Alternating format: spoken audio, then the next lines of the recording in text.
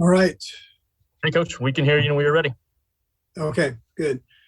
Don't have any injuries. I think we came out pretty clean on it. It looks like Frank's, after his MRI, the groin looks like it's more of a mild one, and he should be able to return after a little rest that we have here. We'll give the guys a few days off and then reconvene here later. Recording in progress.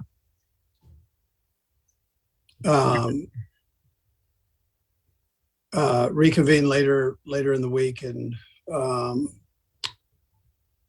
for practice. So anyways, with that, time's yours. You guys hear me? Yep, we've got you, Coach. Let's go first to Seren Petro. Go ahead, Seren. Coach, just first of all, and I'll have a follow-up real quick. Just Mecole Hardman, just an update on where that sits and how optimistic a couple of weeks from now you are. Yeah, so I thought he might be able to go this past week. That's a hiccup on my end. I mean, he's trying. I mean, he's trying to get this thing right, and it's just a matter of time. So really day to day, although he feels better today than he did on Saturday. So we'll just see how it goes during practice. And then just a follow up, I'm not asking you to critique the officials. I know how you don't want to do that, but just, it is such a fast game. You had a tackle on Patrick Mahomes where, Max Crosby sacked. He had a good grip on the helmet, right? And the helmet's supposed to be part of the face mask. My question would be, do you anticipate there being change next year to, reviewing at least those? If you can't review everything the way we've heard Bill Belichick say, that maybe that there'll be an umbrella of player safety or face mask type of things, are used, that there could be a change in that? Yeah, sure. I mean, listen, I sit in on a lot of those meetings, so there's always change going to take place. I mean, sometimes it's smaller than other years, but I know they'll go back and look, the league will look at everything and competition committee will look at everything. So they do a pretty good job with all that stuff. Let's go next to Aaron Ladd. Go ahead, Aaron. Coach, appreciate the time here. I'm wondering, during this bye week when you're with the team and going through the game plan, are you game planning for multiple teams, or is it one opponent that you guys kind of zero in on? How do you approach that when you kind of are waiting to know?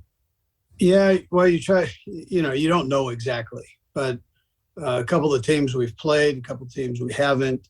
So, we'll try to focus in on the ones we think that we have a chance to play most of all, but also cover all of them. And while we have time I'm saying as a coaching staff, and then we'll narrow that down for the players as we get them this week, before we actually know for next week. So, but we'll work on some things that we need work on. Let's go next to Pete Sweeney. Go ahead, Pete. Hey, Coach, similar question to Aaron. I know you've had the bye week a couple times now. In your experience, what's the best way to treat it when it comes to the amount of rest you want when you guys get back in the mix? Just an outlook of your week until Monday.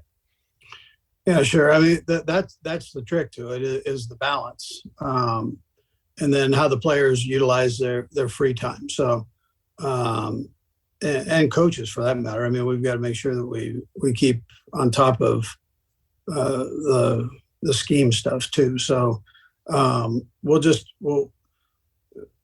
see how all that works out. But yeah, that I tell you, that's a trick to it, is to try to keep the balance where the players stay sharp and coaches still can add a couple things into the guys into their mix, and then we go from there. Let's go next to Adam Teicher. Go ahead, Adam. Hey, Andy. Was wondering whether it was a tough decision to activate Butker and have him be your guy in Las Vegas, or whether that was a kind of a slam dunk, whether Harrison was feeling a lot better than he had been earlier in the week. Yeah, no, he was great with us communication wise. So just like I'd say the same thing with Mecole, has been great with communication. So that ends up being important when guys are banged up a little bit. And so Harrison told us he felt good, and we trusted him with it and went with it. Let's go next to Nate Taylor. Go ahead, Nate. Hello, Coach. I have two quick questions for you. The first is, how much do you think Patrick's experience in the playoffs will better serve him and the offense? And then Brad, I'll have a second question. Yeah, sure. I mean, experience helps. It is single elimination, so everybody's got to be sharp. It's not just Patrick.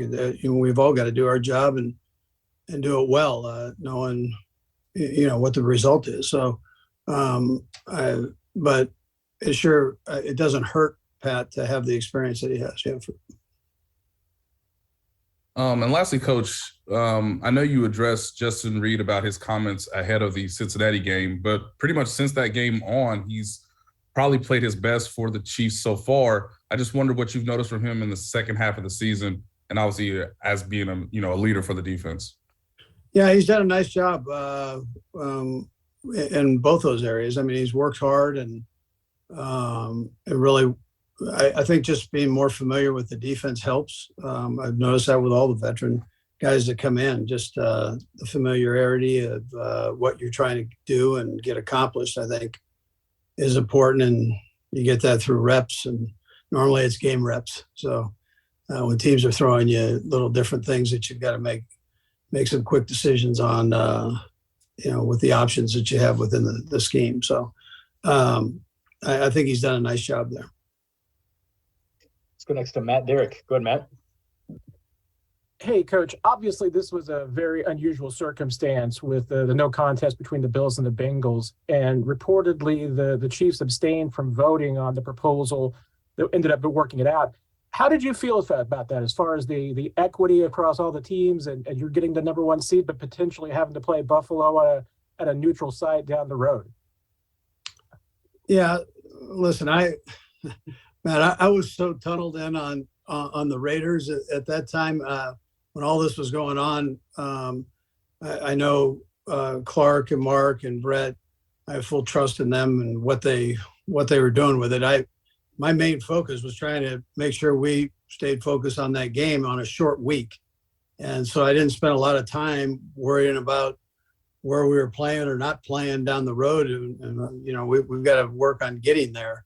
And that was more of a job for the people I mentioned there to do. And I thought they did a good job with it. So